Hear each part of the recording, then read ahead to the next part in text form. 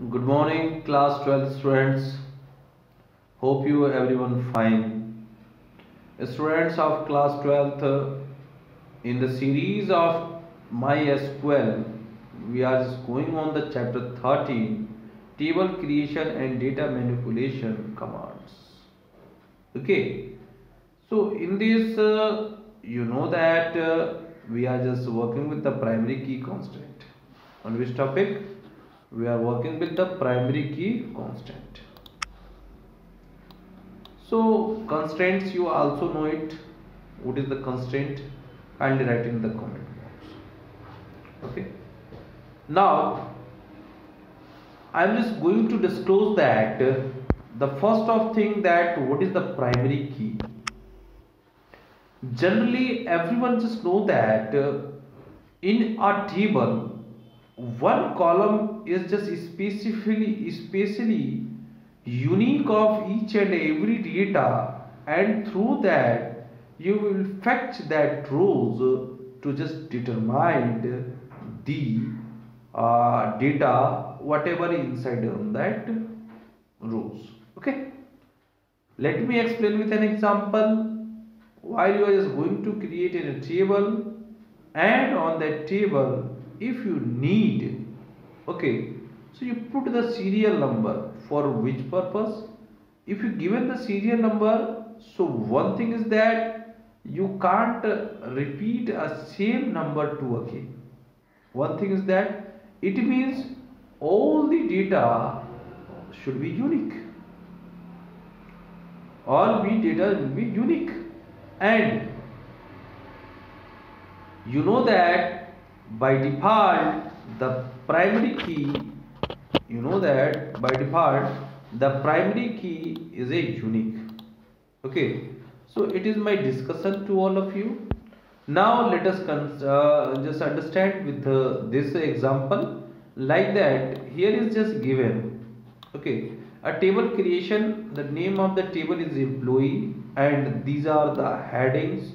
It means these are the column names: e code, e name, sex, grade, and gross. And what is that? Kindly write in the comment box. What is that? Okay, I not tell you. Then after, here is the first constraints are going on. First constraint is that not null.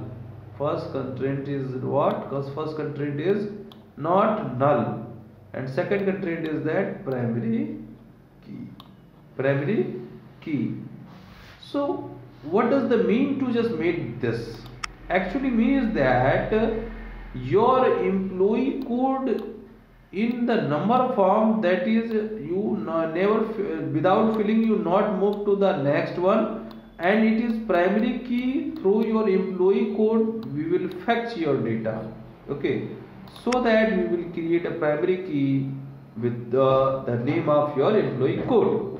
Second, actually someone just discussed, sir, what is the difference between unique and primary key. Generally बेटा मैं आपको बता दूं, unique और primary की में बहुत बड़ा डिफरेंस है. प्राइमरी की जहां आपका प्रत्येक डेटा डिफरेंट है, यूनिक की में भी आपका प्रत्येक डेटा क्या है, डिफरेंट है. सेम डेटा नहीं होना चाहिए. बट प्राइमरी की में आपका एक भी रो मिस नहीं होना चाहिए, not null condition. But unique में आप नॉट नल कर सकते हैं, नॉट नल कर सकते हैं. ठीक है, यूनिक में आप नल कर सकते हैं. Second thing is that unique you will be use with the different column. आप हो सकता है ग्रेड में ले, ग्रॉस में ले लें, चाहे एम्प्लॉई नेम में ले लें, यूनिक हो जाएगा. ठीक है, बट आप एक चीज भूल रहे हैं, प्राइमरी की में यूनिकनेस तो होती ही होती है, परंतु आप इसमें डेटा नल नहीं रख सकते हैं. ठीक है, तो एक तो डेटा नल की कंडीशन हो गई. ठीक है, और दूसरी प्राइमरी की और एक कॉलम पे लगाई जाती है, जबकि यूनिक आप डिफरेंट कॉलम पे लगा सकते हैं. तो ये डिफरेंस है. आइए आगे बढ़ते हैं. तो जब आगे बढ़ेंगे, फिर बहुत ज़्यादा मूव हो जा रहा है हमसे. एक सेकंड रुक जाओ, हम देखते हैं।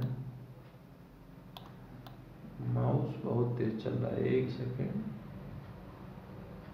3 4 5 बस इसी पर है हम लोग। हाँ, इसी को पढ़ना है ये default constraint.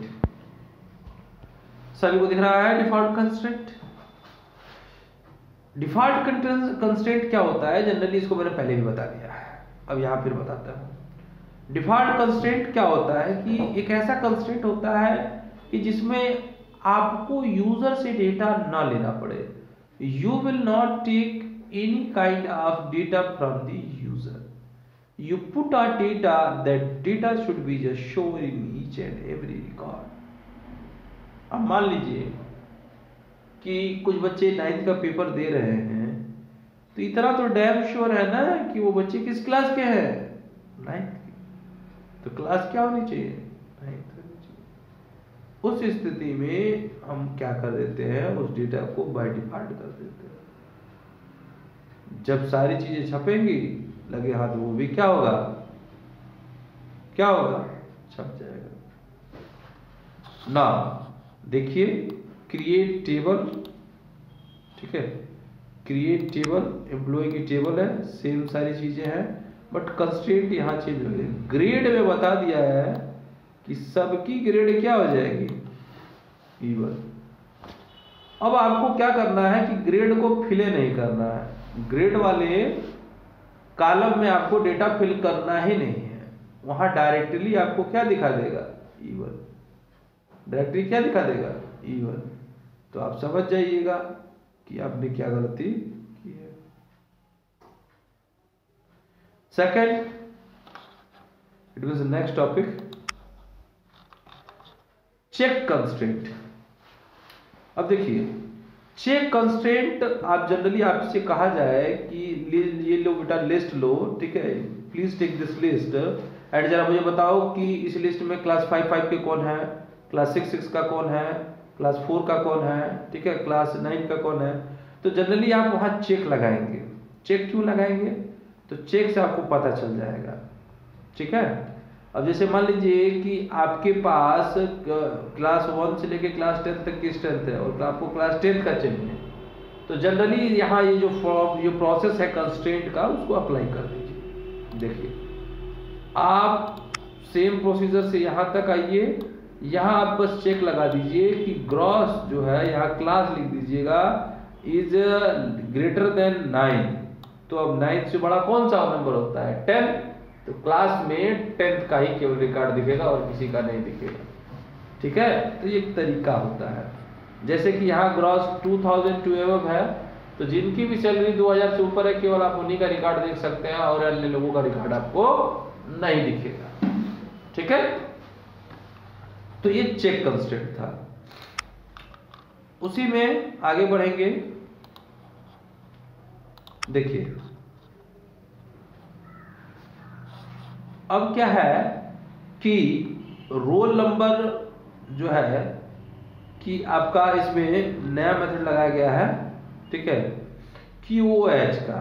This statement compare the two columns roll and QoH, thus these, ठीक है, thus these two columns must be defined before check constraint. देखिए यहाँ आपको ये दोनों डिफाइन करना पड़ेगा, रोल को भी और QoH को भी, तभी जाके आप यहाँ चेक कर सकते हैं Q is greater than roll, ठीक है। इस स्थिति में आप तभी चेक कर पाएंगे, जब तक आप डिफाइन नहीं किएंगे तब तक आप चेक नहीं कर पाएंगे, ठीक है। तो ये तरीके थे, ठीक है, जिससे आप क्या कर सकते हैं, चेक कर सकते हैं। क्या कर सकते हैं, चेक कर सकते हैं, बिटवीन में चेक कर सकते हैं। फिर आप जो है कि अपना कैरेक्टर चेक कर सकते हैं कि 20 कैरेक्टर्स के कौन कौन से हैं, और भी कई सारी चीज़ें हैं, आप इसको देख लीजिएगा, बहुत इंपॉर्टेंट चीज़ें हैं। अब जो नेक्स्ट की है उसके बारे में बात किया जाए तो नेक्स्ट की है फॉरेन की। कौन सी की है, फॉरेन की, और आप सभी को मालूम है। In the an RDBMS, tables reference one another through column field and ensure validity of referential integrity is enforced. So referential integrity is a system of rules that a referential high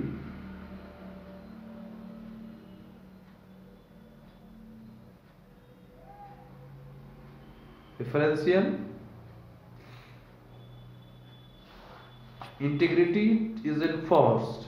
Referential integrity is a system of rules that DBMS use to ensure the relationship between records and relative tables. Generally देखिए, बहुत ज़्यादा इसमें हम नहीं बताएंगे, आप यहाँ समझ लीजिए। एक ये टेबल हो गई और एक ये टेबल हो गई, इन दोनों का एक एक कोई प्राइमरी की होगा, ठीक है, एक एक कोई प्राइमरी की होगा, और दोनों को ज्वाइंट करा दीजिए, रिलेशन में बना दीजिए। तो अब ये इसके लिए ये फॉरेन हो गया और इसके लिए ये क्या हो गया, फॉरेन हो गया, ठीक है। तो ये फॉरेन की होता है, वही चीज़ आपको वहाँ ऊपर बताया गया है, ठीक है। तो जनरली इसका सिंटेक्स देख लीजिए, ठीक है, कैसे करेंगे। जैसे नॉर्मल आपका ये है, क्रिएट टेबल आइटम्स का हो गया, जो भी आपके इसमें है, ठीक है। फिर क्रिएट टेबल ऑर्डर का हो गया, ठीक है, जो भी किसी इसमें है। तो अब इसमें देखिए कि जो प्राइमरी की है आइटम नंबर, और यहाँ पर भी देखिए दूसरा जो इसका प्राइमरी की है इस टेबल का ऑर्डर नंबर 6, प्राइमरी की आपका आइटम नंबर था order number 6 and 4 not null and primary key, primary key आपका है आइटम नंबर, ठीक है, ये भी करेक्टर में है, रेफरेंस आइटम। तो ये प्राइमरी की आप पेरेंट टेबल, ये किस टेबल का है, पेरेंट टेबल का है आइटम नंबर, ठीक है। तो एक्चुअली में फॉरेन की यही हो जाएगा, यही हो जाएगा, क्योंकि को रिलेट कर रहा है। जब रिलेट करेगा तभी जाकर फॉरेन की होगा, नहीं होगा, ऐसे कभी नहीं होगा फॉरेन की। तो कांस्टेंट पे काम कीजिए, ठीक है। फिर आगे की चीजें हैं, रूल्स ऑफ फॉरेन की रिप्रेजेंटेंसी देख लीजिएगा। हालांकि फॉरेन की पे एक दो क्वेश्चन हैं, मैं उन्हें कराऊंगा, ठीक है। अभी आप थोड़ा सा इस पे प्रैक्टिस कर लीजिए जो मैं दिखा रहा हूँ। कल हम बात करेंगे